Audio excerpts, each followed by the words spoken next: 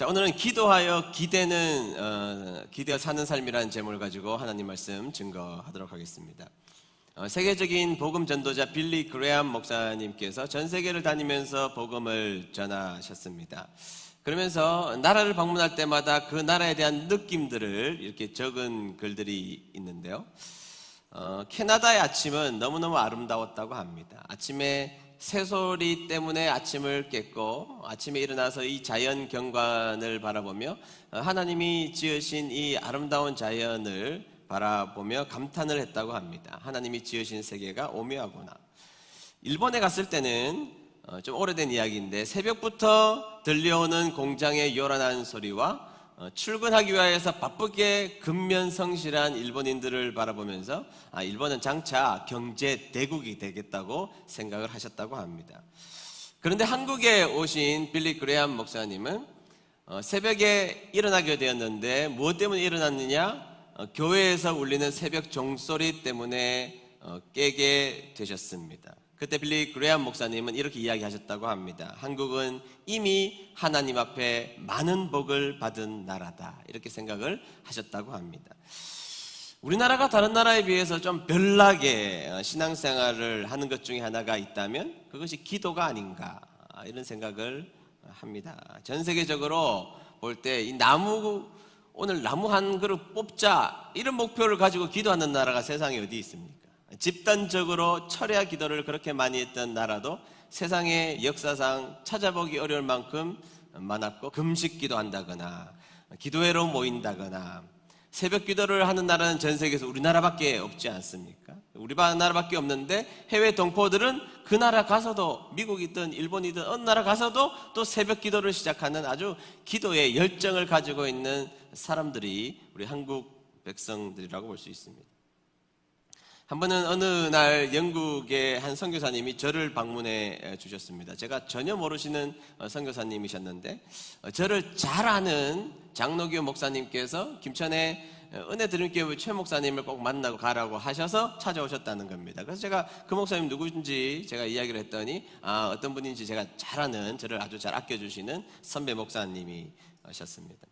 이 선교사님이 저를 만나자 독특한 선교를 저에게 말씀해 주셨습니다. 목사님, 영국에 한번 꼭 와주시죠. 목사님 먼저 오셔서 말씀 전해주시고 영국의 사정을 한번 살펴보신 다음에 그 다음에 성도님들과 함께 꼭 영국 선교를 오시면 너무너무 감사하겠습니다, 그런 이야기를 하는데 좀 어색하잖아요. 영국이라는 나라가 복음에 대해서 신학도 굉장히 발전된 나라인데 그 나라에 우리가 가서 무엇을 할 수 있을까, 그런 생각을 하면서 선교사님, 우리가 도대체 무슨 일을 할 수 있을까요? 제가 이렇게 이야기를 말씀드렸더니 목사님, 영국은 생각보다 영적으로 타락한 나라가 되어버리고 말았습니다. 그리고 정말 영국은 제2의 선교지입니다. 지금 복음마율이 2%, 3%, 4% 정도밖에 되지 않는 굉장히 열악한 선교지에 불과합니다. 그리고 성도님들과 함께 오셔서 해야 될 일이 뭐냐고 물으신다면, 오셔서 영국에 있는 개교회 로컬 처치를 방문하셔서 기도해 주시는 일을 하시면 됩니다. 그렇게 말씀을 하세요. 그래서 네? 무엇을 해달라고요? 그러니까 오셔서 선교팀이 기도를 해주시면 됩니다. 일하는 것도 아니고 기도만 해달라. 그래서 기도는 우리가 한국에서도 얼마든지 기도 제목을 놓고 열심히 기도할 수 있는데요, 제가 이렇게 말씀을 드렸더니 그 선교사님이 이렇게 이야기를 이어나가셨습니다. 아니요, 목사님, 한국교회들은 한국교회의 기도의 힘이 얼마나 큰지에 대해서 한국교회만 좀 모르는 것 같습니다. 목사님, 한국교회는 기도하는 교회지 않습니까? 역사적으로 볼 때 한국교회만큼 기도를 열심히 하는 교회가 세상에 어디 있습니까? 한국 성도님들이 잘 아는 금식기도, 그 다음에 철야 기도를 영국에 오셔서 일주일간 해주시면 됩니다. 로컬 처치를 방문하여서 밤새도록 철야 기도하시고 금식하여 기도하시는 그 기도를 해주시면 됩니다. 그 기도를 하시면 죽어가 있는 영국 교회들이 깨어나기 시작하고 있기 때문에 그렇게 선교해 주시면 됩니다, 이렇게 이야기를 하시는 겁니다. 제가 그 얘기 듣고, 근데 선교사님, 효과가 있을까요? 이제 목사가 좀 시원찮죠? 목사가 기도하면 됩니다, 이렇게 해야 되는데 선교사님이 효과가 있을까요? 제가 이렇게 이야기했더니 선교사님이 아니요, 목사님, 지금 그 일이 지금 실질적으로 일어나고 있습니다. 한국 교회들이 영국 교회를 방문하여서 연세가 많은 분들도 있고 젊은 층이 있는 교회에 와서 밤새도록 2, 3일간 철회하고 금식하고 기도하면요, 영국 교인들이 깜짝 놀랐는데, 그리고 기도하는 것이 중요하구나, 그리고 그 교회가 살아나는 역사가 있었고, 영국의 런던으로부터 시작했던 그 기도 운동이 영국 지금 전역으로 이루어져 있고, 심지어는 프랑스, 체코까지 이루어지고 있습니다. 목사님 반드시 오셔서 영국 교회를 위해서 기도해 주시면 영국 교회가 다시 살아날 수 있습니다. 제가 조금 충격을 받았습니다. 왜 충격을 받았느냐? 우리가 기도의 힘을 좀 잊어버리고 살아가고 있구나. 제가 여기까지 온 것을 무엇으로 설명할 수 있을까 하면 기도거든요. 사실은 부모님께서 저를 위해서 기도해 주셨던 기도, 그 다음에 저희 외할머니 외할아버지 돌아가셨지만 이미 그분들은 평생을 아침마다 가정예배를 드리면서 저를 위해서 기도해 주셨다고 합니다.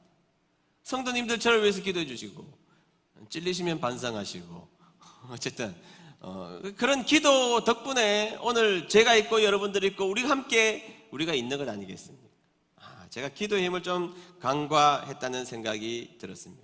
저는 오늘 여러분들에게 기도의 사람 한 명을 좀 소개하려고 하는데, 그 사람은 우리가 지난주에 살펴보았던 이스라엘의 가장 악독한 왕 중에 하나였던 므낫세의 아버지 성군 히스기야라는 왕인데요, 여러분, 이 히스기야가 통치할 때는 쉬운 시대가 아니었습니다.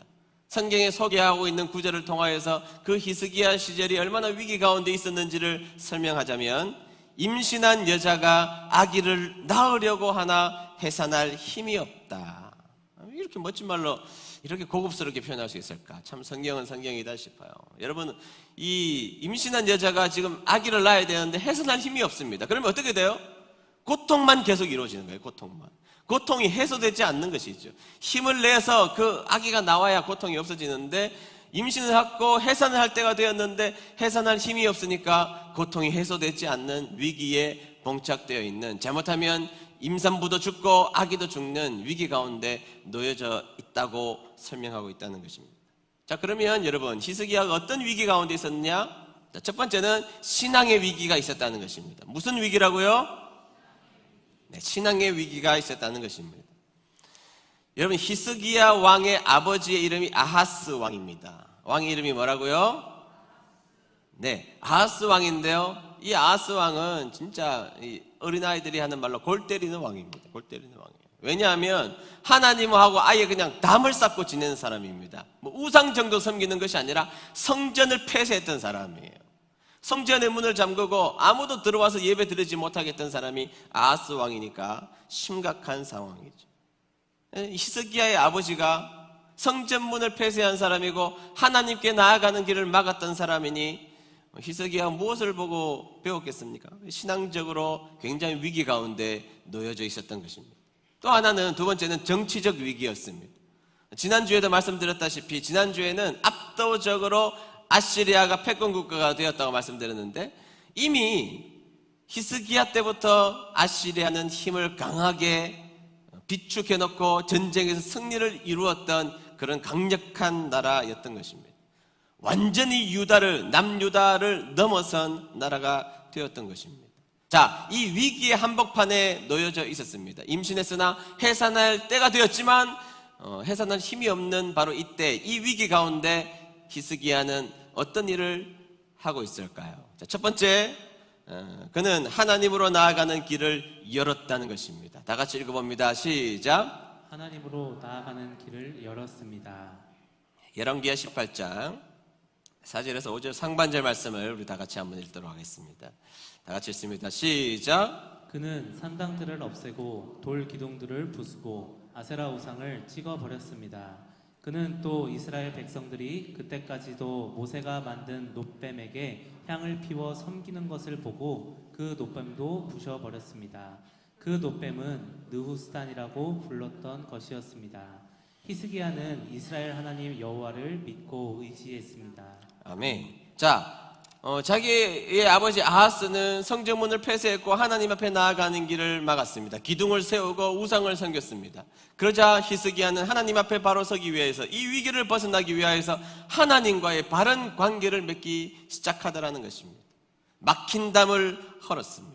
돌기둥을 없앴다는 것은 돌기둥을 다시는 짓기 어려울 정도로 그렇게 부숴버리고 말았다는 것이죠.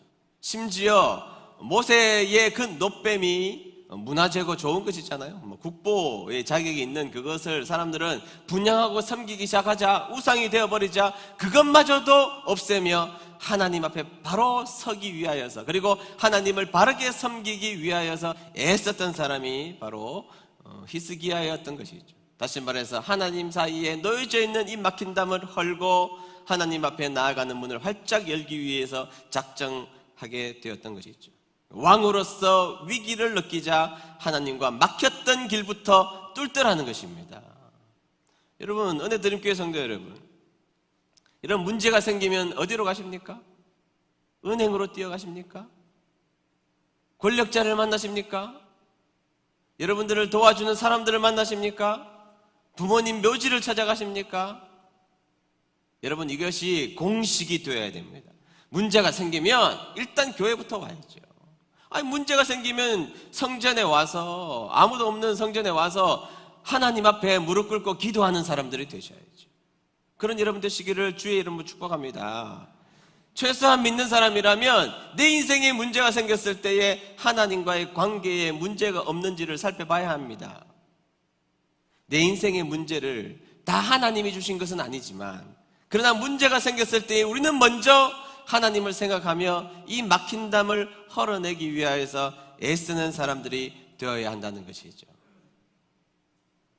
하나님과의 막혔던 이 길을 열자 어떻게 되었을까요? 성경은 이렇게 소개하고 있습니다. 7절 상반절의 말씀인데요, 제가 읽어보겠습니다. 여호와께서 히스기야와 함께 하셔서 히스기야는 하는 일마다 성공했습니다. 하나님과 막힌 길을 열자 하나님은 그에게 은혜와 축복을 더하여 하는 일마다 잘 되는 은혜를 주셨다는 것입니다. 그런 은혜가 저와 여러분들의 은혜가 되시기를 주의 이름으로 축복합니다. 그러기 위해서 뭐 해야 돼요? 막힌 담을 열어야 됩니다. 하나님과의 관계를 회복하는 저와 여러분 되시기를 주의 이름으로 축복합니다. 두 번째, 실수가 그 사람 자체가 되지 않도록 해야 한다는 것입니다. 다 같이 읽어봅니다. 시작. 실수가 그 사람 자체가 되지 않아야 합니다. 네. 잘 살던 히스기야가 왕이 된 지 14년쯤 되었을 때에 아시리아가 1차로 이스라엘을 북남유다를 위협하게 되었습니다. 그러자 히스기야가 좀 엉뚱하게 자신의 창고 곡간, 성전 곡간을 다 열어가지고 다 가져가라고, 다 가져가시라고 곡간문을 열어요. 실수한 거죠. 그렇잖아요. 하나님을 의지해야 되는데 곡간문을 열고 이거 가져가고 우리 괴롭히지 마세요 이렇게 해버리고 말았던 것입니다. 그렇게 하고 나자 아차 싶었던 것이죠. 이것은 아닌데 이것은 나의 실수구나. 좀 두려워서 내가 이런 실수를 하게 되었다고 깨닫게 되었습니다. 자, 그때 히스기야가 자신의 백성들을 다시 가르치기 시작합니다. 이제부터 우리는 하나님만을 섬기자. 내가 잠시 실수를 했지만 하나님만이 우리를 붙들어 주시고 승리케 하시는 분이시라는 것을 기억하라는 것입니다. 그리고 하나님만을 섬기고 아시리아를 두려워하지 말라고 이야기를 했습니다. 한 번 실수했지만 두 번 실수하지 말자. 그리고 어떠한 위협을 그들이 할지라도 잠잠하라고 이스라엘 백성들에게 가르쳐 준 것입니다. 한 번 실수했지만 두 번 실수해서는 안 된다고 간곡하게 완곡하게 그들을 가르치게 되었던 것이죠.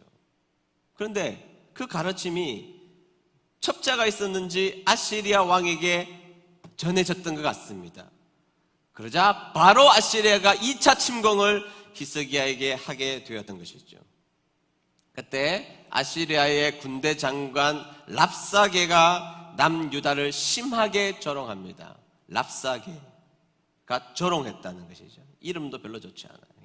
얍삽하게 그냥 랍사게가 조롱을 했다는 것인데, 그 조롱의 내용이 뭐냐 하면 한번 들어보시죠. 이렇게 조롱합니다.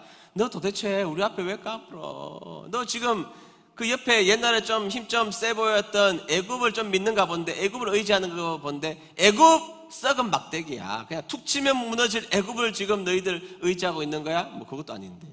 그렇게 조롱을 하기 시작했습니다. 뭐 하나님 의지하고 예배 드리면 된다고 히스기야가 그딴 소리 했지, 말도 안 되는 소리 했지, 그거 코미디 같은 소리야. 하나님 같은 소리 하고 있네. 차라리 군대나 만들어라, 군대. 너희들 군대 제대로 된 군대 없지? 2,000명만 준비해. 내가 차라리 2,000필의 말을 줄게. 뭐 그런 이야기를 하고 있는 것입니다. 그리고 이렇게 이야기합니다. 우리가 너희들 뺑 둘러서 포위하면 나중에 먹을 것이 없어서 너희의 똥과 너희의 오줌을 먹을 거야. 우리한테 잘 보이면 탕수육도 주고 짜장면도 사줄게. 뭐 이렇게 조롱을 누가 했다고요? 랍사개가 했다고. 랍사개가 했다는 것입니다. 동네 양아치 같은 소리 했지만 사실은 그럴 만한 힘을 가지고 있었습니다. 엉뚱하고 말도 안 되고 치사한 이야기를 했지만, 야, 솔직히 그렇지 않습니까? 네 똥을 네가 먹겠다. 그런 이야기를 누가 합니까 도대체? 그러나 실질적으로 그렇게 할 수 있는 힘을 랍사개는 가지고 있었던 것입니다. 자, 그 이야기를 듣고 과거에 히스기야는 실수 한번 했지만 다시는 실수하지 않습니다. 여러분, 실수는요, 한 번 할 때 실수입니다. 실수는 한두 번 할 때 실수지, 그것이 3번, 4번, 5번 되면 그것은 실수가 아니라 그 사람의 인격이고 바로 그 사람입니다. 실수는 한두 번이 실수지 더 이상 하는 것은 실수가 아닙니다. 음주운전 하다가 한번 걸렸다? 뭐 실수일 수 있다고 생각합니다. 그런데 또 음주운전했다? 그러면 그게 그 사람의 인격이고 그 사람의 수준이고 바로 그 사람입니다. 바람 한번 피웠다? 뭐 그럴 수 있다고 생각합니다. 인간이니까. 그러나 2번 피우고 3번 피웠다? 그러면 그 사람의 인격이고 바로 그 사람입니다. 사람들이 모여있는 공동체에서 내가 버럭 화를 한번 냈다? 뭐 그거는 실수일 수 있습니다. 그런데 모일 때마다 2번, 3번, 4번, 5번 버럭버럭 화를 낸다? 그것은 그 사람의 인격이고 결국에는 그 사람입니다. 일을 하는데 한두 번 실수할 수 있죠. 그러나 일을 하는데 동일한 실수를 반복한다? 그 사람의 실력이고 그 사람의 수준이고 바로 그 사람입니다. 제가 또 이렇게 하면 한 번은 실수해도 되구나. 뭐 이런 좀 그렇게 하면 안 됩니다. 여러분, 다윗 보세요. 한 번 실수했지만 2번 실수하지는 않잖아요. 요나 한 번 실수했지만 2번 실수하지 않습니다. 불평하지만 그 일을 감당하죠. 베드로 실수했지만 2번 실수하지 않습니다. 탕자 한 번 실수했지만 2번 실수하지 않아요. 하나님의 사람이라면 실수할 수 있죠. 하나님의 사람도 실수할 수 있습니다. 그러나 그 실수가 반복하지 않도록 나의 신앙적 인격을 다잡아야 한다는 것입니다. 하나님의 사람 실수할 수 있습니다. 그러나 그 실수가 2번, 3번, 10번, 20번 반복하지 않도록 하나님의 말씀 앞에 우리를 쳐서 복종해야 한다는 것입니다. 인간은 연약하다고 우리의 실수를 자꾸 합리화하지 않아야 됩니다. 네, 한 번으로 족합니다. 히스기야 한 번 실수했지만 그 실수는 한 번으로 족했던 것입니다. 그런 실수 히스기야는 하지 않았던 것입니다. 여러분, 한 번 우리가 인생에서 넘어질 수 있습니다. 그러나 넘어진 곳에서 내가 일어났다면 넘어진 곳이 어딘 줄 알아야죠. 내가 달리기를 하다가 그곳에서 자빠졌다면 왜 거기에서 넘어졌는지를 알고 피해가야죠. 넘어가야지요. 돌아가야지요. 사랑하는 은혜드림교회 성도 여러분, 하나님 앞에 한 번 실수했다면 회개하시고 2번 실수하지 않는 저와 여러분 되시기를 주의 이름으로 축복합니다. 3번째, 히스기야는 위기와 기도를 붙여 놓았다는 사실입니다. 다 같이 읽어봅니다. 시작. 히스기야는 위기와 기도를 붙여 놓았습니다. 네, 이 2번째 위기가 찾아오자 열왕기하 19장 14절에서 15절 상반절을 한번 보도록 하겠습니다. 다 같이 읽어볼까요? 시작. 히스기야는 사신들이 보낸 편지를 받아 읽고는 여호와의 성전으로 올라가 그 편지를 여호와 앞에 펼쳐 놓았습니다. 히스기야가 여호와께 기도드렸습니다. 아멘. 자, 하나님의 사람이었던 이 성군 히스기야는 이런 위기, 정말로 아시리아가 쳐들어오고 정말 자신의 나라가 망할 위기가 있자 어떻게 했습니까? 히스기야는 편지를 펴놓고 구체적으로 성전에 가져갔습니다. 하나님, 이 편지를 하나님이 읽어보십시오. 하나님, 이 편지를 하나님이 읽어보시고 이 문제 앞에 하나님이 개입해달라고 하나님 앞에 간절히 기도하는 사람이 되었다는 것입니다. 위기가 생기자 그는 기도의 사람이 되었던 것입니다. 따라하겠습니다. 위기가 생기면 기도의 사람이 되면 됩니다. 아멘. 네, 위기가 생겼습니다. 그러나 위기가 생기자 그는 기도의 사람이 되기로 작정했습니다. 구체적으로 말이죠. 편지를 성전에 들고 가서 그 편지를 펴놓고 하나님, 우리를 이렇게 조롱합니다. 하나님이 나서서 이 문제를 해결해 주십시오. 여러분, 우리는 어떤 문제와 위기가 있을 때 가장 먼저 해야 될 일이 있다면 하나님의 성전에 나와서 하나님 앞에 기도하는 일입니다. 하나님 앞에 그 문제를 내어놓고 하나님 도와달라고, 내가 하나님 앞에 기대겠습니다 라고 하나님 앞에 기도하는 백성이 되어야 한다는 것입니다. 물론 기도만 하면 될까? 물론 하나님께서 기도 속에서만 역사하실 때가 있습니다. 그러나 굉장히 많은 부분은 기도했다면 우리는 움직여야죠. 제가 다 소개하지는 않았지만 히스기야가 구체적으로 하나님 앞에 기도했습니다. 기도만 하고 그만뒀느냐? 그건 아닙니다. 오늘과 병행 본문인 역대하 32장에 가보면 그는 작전 회의도 하고 물길도 바꾸고 그런 일들을 감당하며 최선의 일들을 감당하는 모습을 볼 수가 있죠. 그러나 중요한 것이 있다면 일단은 문제가 생겼을 때는 기도의 사람이 되기 시작해야 한다는 것입니다. 내 할 일을 해야 되지만 문제가 생겼을 때 가장 먼저 해야 될 일이 있다면 기도의 사람이 되기로 작정해야 한다는 것이죠. 이것이 중요한 키포인트라는 것입니다. 그리고 기도하면 하나님이 길을 보여주시고 길을 여시고 기도할 때 그곳에 시온의 대로를 열어주시는 하나님인 줄로 믿습니다. 네, 기도해야죠. 그리고 내가 해야 될 일도 당연히 해야 됩니다.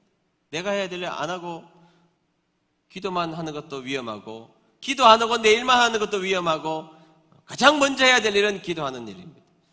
어떤 학생이 유학을 가려고 준비하는 학생이 있다고 생각해 보십시오.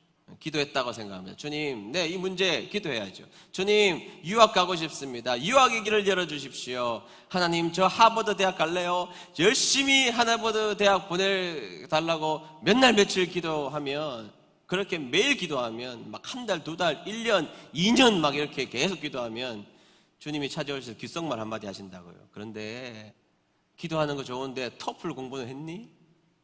영어는 할 줄 알아? 물어보신다고요. 내가 할 일 해야죠.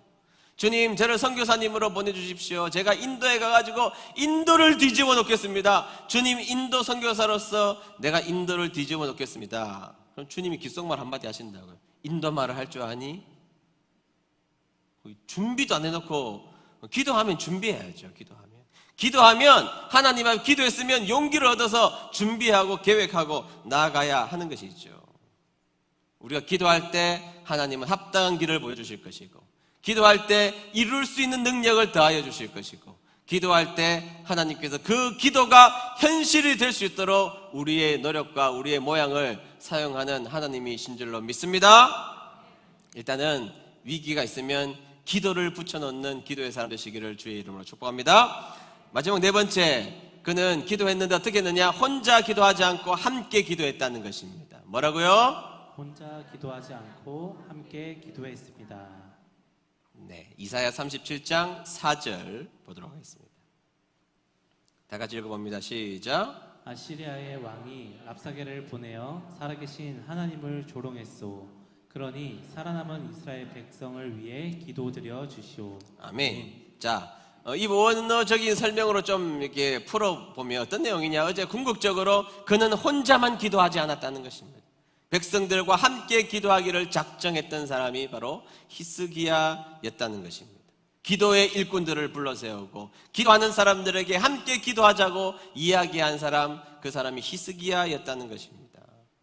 여러분, 이 합심하다라는 헬라어가 순포네오라는 단어인데요, 그 단어로부터 심포니라는 단어가 나왔습니다. 심포니, 그렇죠?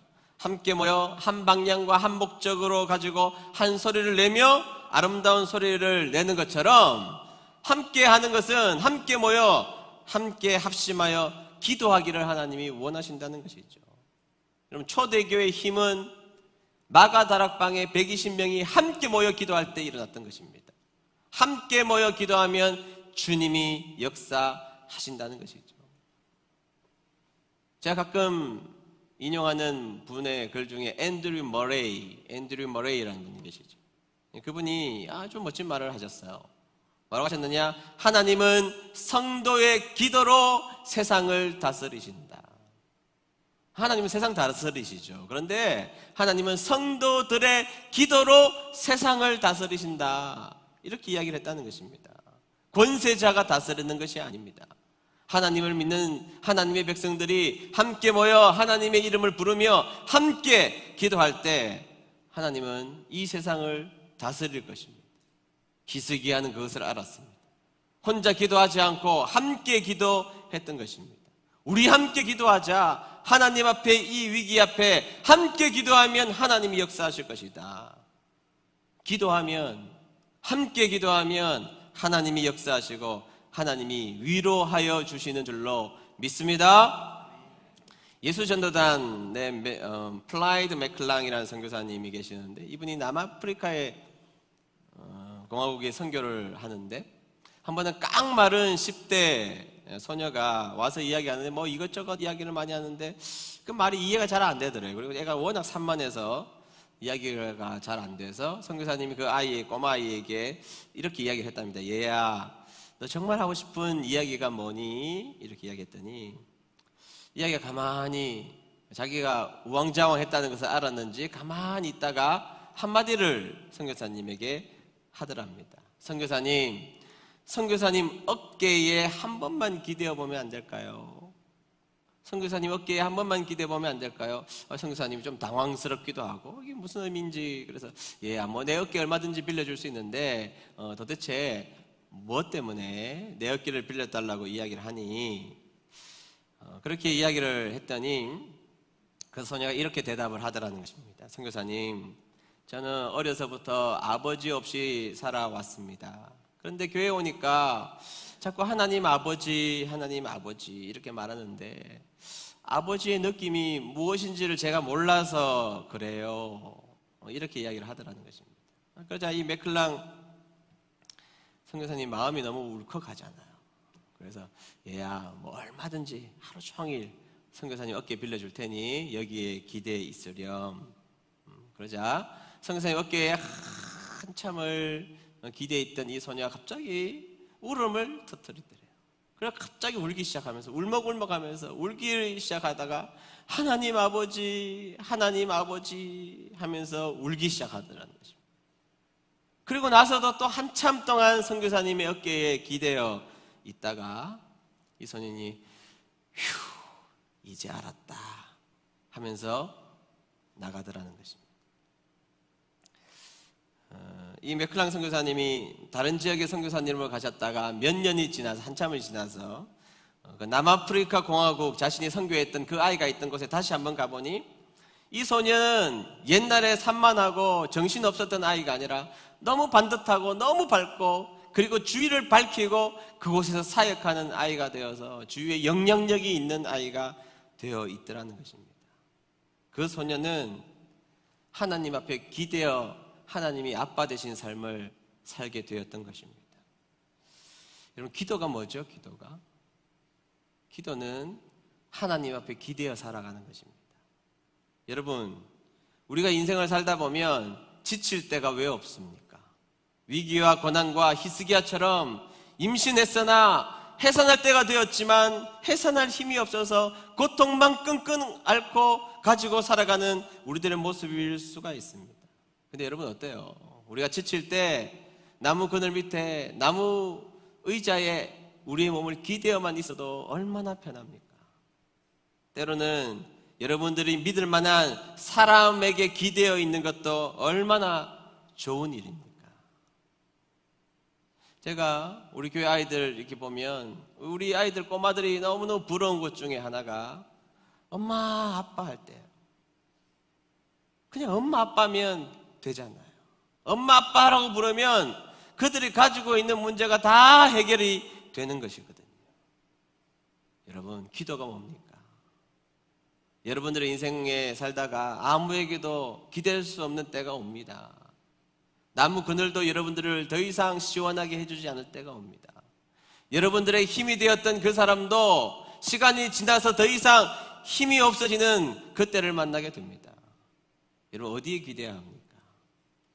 어디에 기대해야 우리가 살아날 수 있습니까? 우리를 사랑하시고 십자가에 독생자 아들까지 보내주셔서 그렇게 우리를 사랑한다고 말하시며 하루 종일 영원히 내 어깨에 기대 있으렴 그렇게 말하시는 분, 우리 하나님, 그 하나님 앞에 기대해야 되지 않겠습니까?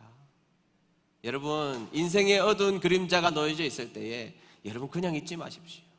여러분들에게 영원토록 어깨를 내어주시며 여러분들을 사랑한다고 말씀하시는 우리의 아버지, 그분께 기대어 살면 우리의 영혼과 우리의 모든 것이 만족한 자리로 나아가는 삶이 되게 될 줄로 믿습니다. 우리 찬양 부르겠습니다.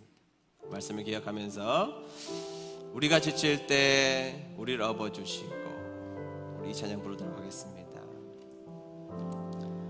우리가 지칠 때 우리를 업어주시고, 우리가 쓰러질 때 우리를 잡아주시며, 죄 많은 우리 위에 피 흘리신 예수님, 사랑이 가득한 예수님, 어떤 업적보다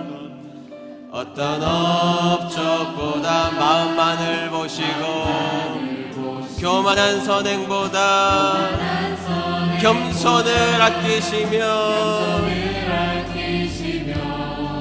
세상 그 무엇보다 예수님만 닮기를, 주님만 닮기를 원하는 마음, 예수님 마음 품고 예수님 마음 품고 세상을 가슴에 안고 모두 위에 기도하는 주의 용사가 되어 세상의 빛과 소금, 조그만 촛불과 같이 세상을 변화시키는 주, 다같이 손을 들고 찬양하겠습니다.